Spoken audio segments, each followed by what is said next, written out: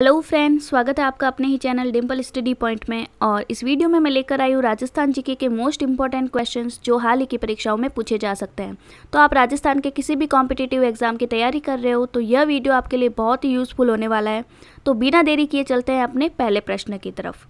विजय सिंह पथिक का मूल नाम क्या था? तो इसके ऑप्शन हैं भूप सिंह, माणिक्य लाल वर्मा, प्रताप सिंह या राम सिंह। तो जवाब होगा ऑप्शन ए, भूप सिंह जो है वह विजय सिंह पथिक का मूल नाम था। अगला प्रश्न है, राजस्थान में स्वतंत्रता आंदोलन के दौरान जनता में लोकनायक की उपाधि से विभूषित नेता कौन थे? तो इसके ऑप्शंस हैं ए, हीरालाल शास्त्री, बी, हरिभाऊ उपाध्याय, सी, गोकुल लाल असावा या डी, जय नारायण व्यास। तो जवाब होगा ऑप्शन डी, जय नारायण व्यास। अगला प्रश्न है, अजमेर मेरवाड़ा का राजस्थान में विलय कब हुआ था? तो इसके ऑप्शंस हैं 26 जनवरी 1956 को, 15 मई 1949 को, 1 नवंबर 1956 को या 26 जनवरी 1950 को। तो जवाब होगा ऑप्शन सी, 1 नवंबर 1956 को अजमेर मेरवाड़ा का राजस्थान में विलय हुआ। अगला प्रश्न है, वृक्षों को बचाने के खातिर अपने प्राणोत्सर्ग करने वाली वीरांगना कौन थी? तो इसके ऑप्शंस हैं श्रीमती कमलाबाई, अमृता देवी, वीर बाला काली या नगेंद्र बाला। तो जवाब होगा ऑप्शन बी, अमृता देवी जो है वह वृक्षों को बचाने के खातिर अपने प्राणोत्सर्ग करने वाली वीरांगना थी। अगला प्रश्न है, राजस्थान की मरु कोकिला के नाम से कौन प्रसिद्ध है? तो इसके ऑप्शंस हैं option A, Allah Jilai Bai, B, Pannadhai, C, Mangi Bai या डी, रमाबाई। तो जवाब होगा option A, Allah Jilai by मरु कोकिला के नाम से जानी जाती है। तो फ्रेंड्स, जिन्होंने भी अभी तक इस चैनल को सब्सक्राइब नहीं किया है वह इसे अभी सब्सक्राइब करें। और चलिए चलते हैं अपने अगले प्रश्न की तरफ। मीराबाई के बचपन का नाम क्या था? तो इसके ऑप्शंस हैं ए, नेतल, बी, पेमल, सी, कमल या डी, हेतल। जवाब होगा ऑप्शन बी, पेमल। अगला प्रश्न है, आलम जी का दौरा कहाँ स्थित है? तो इसके ऑप्शंस हैं जैसलमेर में, सिरोही में, बाड़मेर में या जोधपुर में। तो जवाब होगा ऑप्शन सी, बाड़मेर में आलम जी का दौरा स्थित है। अगला प्रश्न है, अमर शाही सिक्का कहाँ चलाया गया? तो इसके ऑप्शंस हैं ए, जैसलमेर में, बी, मेवाड़ में, सी, मारवाड़ में या डी, अलवर में। तो जवाब होगा ऑप्शन ए, जैसलमेर में अमर शाही सिक्का चलाया गया। अगला प्रश्न है, मेवाड़ महाराणा उदय सिंह की छतरी कहाँ स्थित है? तो इसके ऑप्शंस हैं गोगुंदा में, कुंभलगढ़ में, चित्तौड़गढ़ में या अलवर में। तो जवाब होगा गोगुंदा में। मेवाड़ महाराणा उदय सिंह की छतरी गोगुंदा में स्थित है। अगला प्रश्न है, भारत का मक्का नाम से कौन सा शहर प्रसिद्ध है? तो इसके ऑप्शंस हैं option A, Sikar, option B, Delhi, option C, Ajmer, option D, Mumbai. तो इसका जवाब है ऑप्शन सी, अजमेर।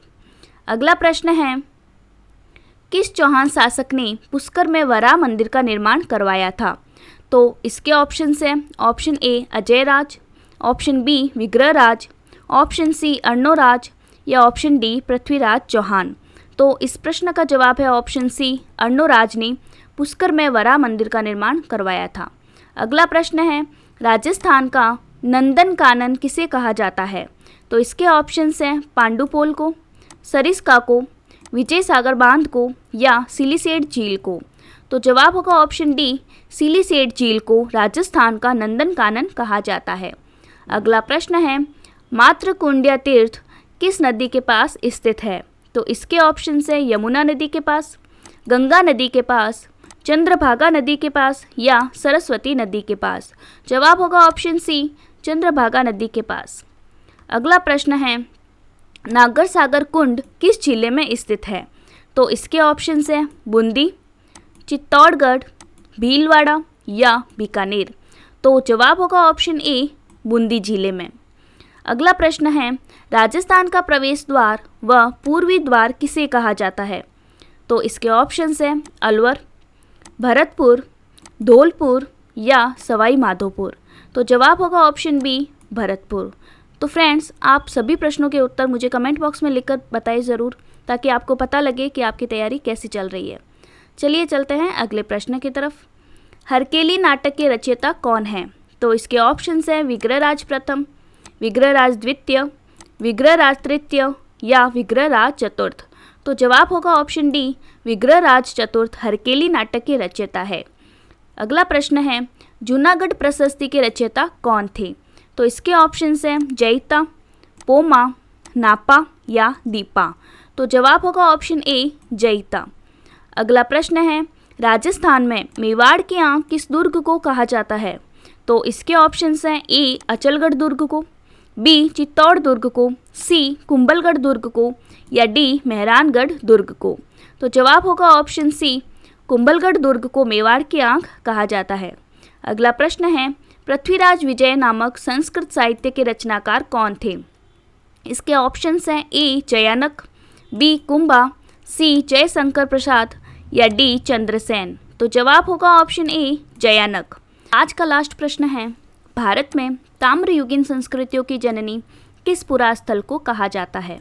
तो इसके ऑप्शंस हैं ए, गणेश्वर, बी, कालीबंगा, सी, बैराट या डी, आहड़।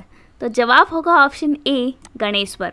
तो फ्रेंड्स, इन प्रश्नों में से आपके कितने प्रश्न सही हुए यह मुझे कमेंट बॉक्स में लिखकर बताएं और इस वीडियो को लाइक, शेयर और सब्सक्राइब जरूर करें। धन्यवाद।